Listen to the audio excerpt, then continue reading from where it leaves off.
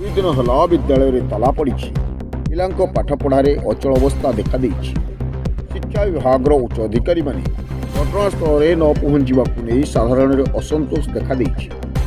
ଏଭଳି ଘଟଣା ଦେଖିବାକୁ ମିଳିଛି କଟକ ଜିଲ୍ଲା କଟକ ସଦର ବ୍ଲକ ରଘୁରାଜପୁର ପଞ୍ଚାୟତ କେଶପୁର ସରକାରୀ ପ୍ରାଥମିକ ବିଦ୍ୟାଳୟ।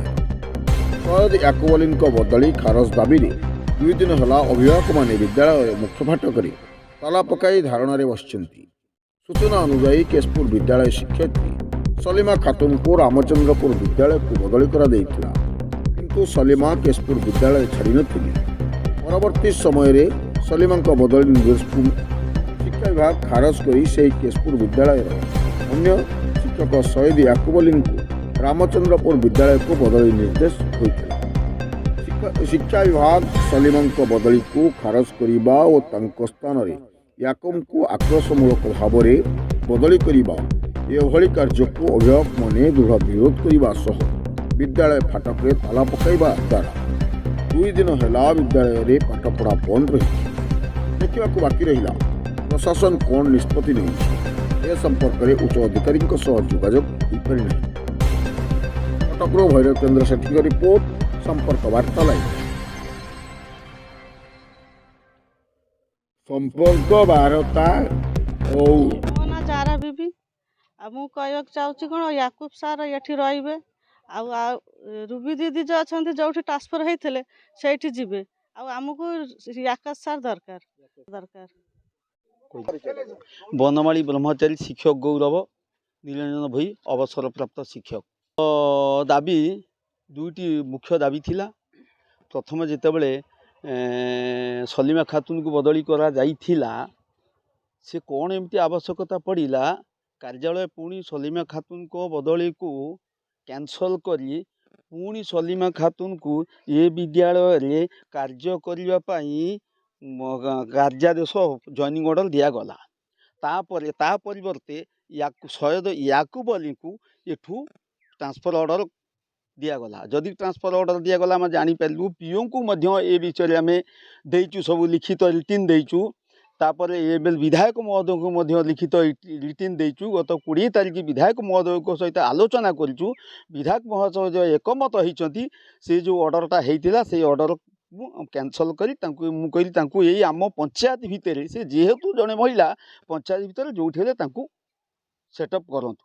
ଏବଂ ବିଧାୟକ ମହୋଦୟ ରାଜି ହେଇଛନ୍ତି, କହିଲେ ମୁଁ ବିଓକୁ ମଧ୍ୟ ଏ ବିଷୟରେ କହିଦେବି। ଗୋଚର କରିକି ପୁଣି ଆମକୁ ଏଠି ପୁନର୍ବାର ପୁଣି ଗୋଟିଏ ଏଜିଏସ୍ ସେଣ୍ଟର ଖୋଲାଗଲା। ପୁଣି ଏଜିଏସ୍ ସେଣ୍ଟର 2003ରୁ 2007 ପର୍ଯ୍ୟନ୍ତ ଚାଲିବ ଏବଂ 2007 ପଛରେ ଏଇଟା ପ୍ରାଥମିକ ବିଦ୍ୟାଳୟ ପରିଣତ ହେଲା। ତେଣୁ ତାପରେ ପୂର୍ବରୁ ଜଣେ ବନଲତା ମହାପାତ୍ର ଶିକ୍ଷୟିତ୍ରୀ ଥିଲେ, ବହୁତ ଗୁଡ୍ ଟିଚର। ତାଙ୍କର ଶିକ୍ଷଣ କାର୍ଯ୍ୟକ୍ରମ ଶୈଳୀ ବହୁତ ଭଲ। ସେ ବଦଳି ହେଲା ପରେ ଆମର ଆଉ ଏକୋଟିଆ ସଲିମା ଦିଦି ରହିଲେ। ଆଉ ଯେତେବେଳେ ରହିଲେ ଆମେ ସେତେବେଳେ ଚିନ୍ତା କଲୁ ଆଉ ଜଣେ ଭଲ ଶିକ୍ଷକକୁ ଏଠି ଆଣି, ଭଲ ଶିକ୍ଷକ ୟାକୁ ସାର୍ଙ୍କୁ ଆଣିଲା ପରେ ଶିକ୍ଷଣ କାର୍ଯ୍ୟରେ ପରିଚାଳନା ଦାୟିତ୍ୱରେ ବହୁତ ଉତ୍ତରୋତ୍ତର ଉନ୍ନତି ହେଇଥିଲା। ଏବଂ ଲୋକମାନେ ମଧ୍ୟ, ସର୍ବସାଧାରଣ ଲୋକମାନେ ମଧ୍ୟ ଚାହାନ୍ତି ଲଲନ ସାର୍ ଯେଉଁ ୟାକୁବ ଅଲି ଏଠାରେ ତାଙ୍କ ଅର୍ଡ଼ରକୁ କ୍ୟାନସଲ୍ କରି ସିଏ ଏଠାରେ ପୁନର୍ବାର କାର୍ଯ୍ୟରେ ଯୋଗ ଦିଅନ୍ତୁ। ଏଇଟା ହେଉଛି ଆମର ପ୍ରମୁଖ ଦାବି। ଏଠୁ ସଲିମା ଦିଦି ଟ୍ରାନ୍ସଫର ହେଇକିରି ଯେକୌଣସି ଜାଗାକୁ ଯାଆନ୍ତୁ ଆମର କହିବାର କଥା ନାହିଁ, କିନ୍ତୁ ୟାକୁବ ଅଲିଙ୍କର ଟ୍ରାନ୍ସଫର ଅର୍ଡ଼ରକୁ କ୍ୟାନସଲ୍ କରି ପୁଣି ପୁନର୍ବାର ଏଠାରେ କାର୍ଯ୍ୟାଦେଶ ଦେବା ପାଇଁ ଆମେ ଏ କାର୍ଯ୍ୟକ୍ରମ ଜାରି ରଖିଛୁ।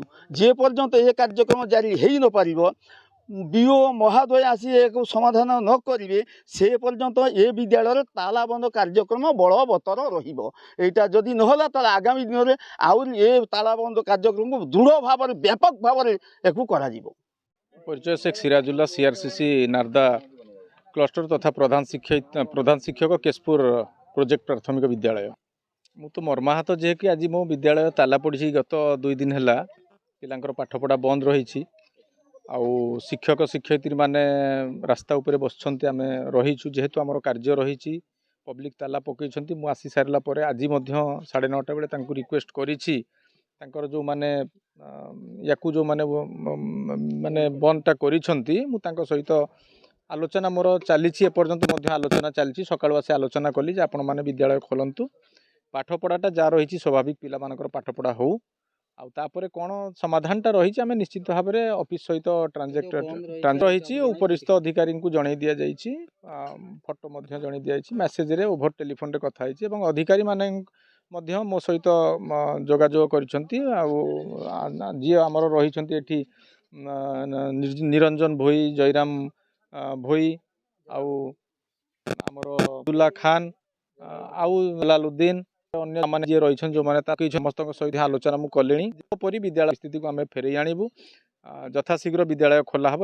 ଏପର୍ଯ୍ୟନ୍ତ ମଧ୍ୟ ତାଙ୍କ ସହିତ ଆଲୋଚନା ଦେଖନ୍ତୁ ସାର୍ ତାହା ତ ମୁଁ କହିପାରିବିନି ଏଇଟା ତ ଅଫିସ୍ କାର୍ଯ୍ୟ ତଥାପି ସେମାନଙ୍କର ରହିଛି ଯେ ସୈୟଦ ୟାକୁବ ଅଲି ଯିଏ ବିଦ୍ୟାଳୟରେ ଥିଲେ ତାଙ୍କୁ ଅନ୍ୟତ୍ର ସ୍ଥାନାନ୍ତରିତ ନ କରି ଏଇଠି ହିଁ ରଖାଯାଉ ବୋଲି ତାଙ୍କର ମୁଖ୍ୟ ଉଦ୍ଦେଶ୍ୟ ସେଟା ରହିଛି ତୁ ସେ କାର୍ଯ୍ୟକ୍ରମ ନିଶ୍ଚୟ ଉଦ୍ୟମାନକ ତେଣୁକରି ସେମାନେ ୟାକୁବ ସାର୍ଙ୍କ ବି କହି ସାର୍ଙ୍କର ବଦଳିଟା ବୋଲି ଏଇ ମୁଖ୍ୟ ଦାବି ତାଙ୍କର ରହିଛି ତେଣୁକରି ଆମର ଅଫିସ ବିଓ ଏବଂ ସାର୍ ଅଛନ୍ତି ସଧ୍ୟାନ କରି ଯେ ନାଇଁ ଆମେ ୟାର ନିଶ୍ଚିତ ଭାବରେ ସମାଧାନକୁ ଯାଉଛୁ ଆପଣମାନେ ୟାକୁ ଖୋଲି ଦିଅନ୍ତୁ ମୁଁ ମଧ୍ୟ ତାଙ୍କ ସହିତ ଆଲୋଚନାରେ ଏପର୍ଯ୍ୟନ୍ତ ରହିଛି ଆମେ ଖୋଲି ନିଷ୍ପତ୍ତି ନିଶ୍ଚିନ୍ତ ସ୍କୁଲଟା ଅଛି ଯେତେବେଳେ ସ୍କୁଲ ଖୋଲା ହେବ ମୁଁ ଅଭିଭାବକଙ୍କ ସହିତ ମଧ୍ୟ ଅନବରତ ଚାଲିଛି ଯେ ନାଇଁ ଆମେ ସ୍କୁଲଟା ଖୋଲିବା ବୋଲି ମଧ୍ୟାହ୍ନ ଭୋଜନ ବି ଆସିଛି ପିଲାମାନଙ୍କର ଯେହେତୁ ମଧ୍ୟାହ୍ନ ଭୋଜନ ରଖାଯାଇଛି ପାଖ ଆଖର ଯେଉଁମାନେ ପିଲା ରହି ବିଦ୍ୟାଳୟରେ ତାଙ୍କୁ ମଧ୍ୟାହ୍ନ ଭୋଜନ ଦିଆଯିବ ମଧ୍ୟାହ୍ନ ବ୍ୟତିକ୍ରମ କରାଯିବ ନାହିଁ ଯେହେତୁ ସେ ଆସିଛି ଯେତେବେଳେ ଆମେ ତାକୁ ରଖିଛୁ ଆଉ ପିଲାଙ୍କୁ ମଧ୍ୟ ଯିବ ପିଲା ବି ଅଛନ୍ତି ମଧ୍ୟାହ୍ନ ଭୋଜନ ଦିଆଯିବ।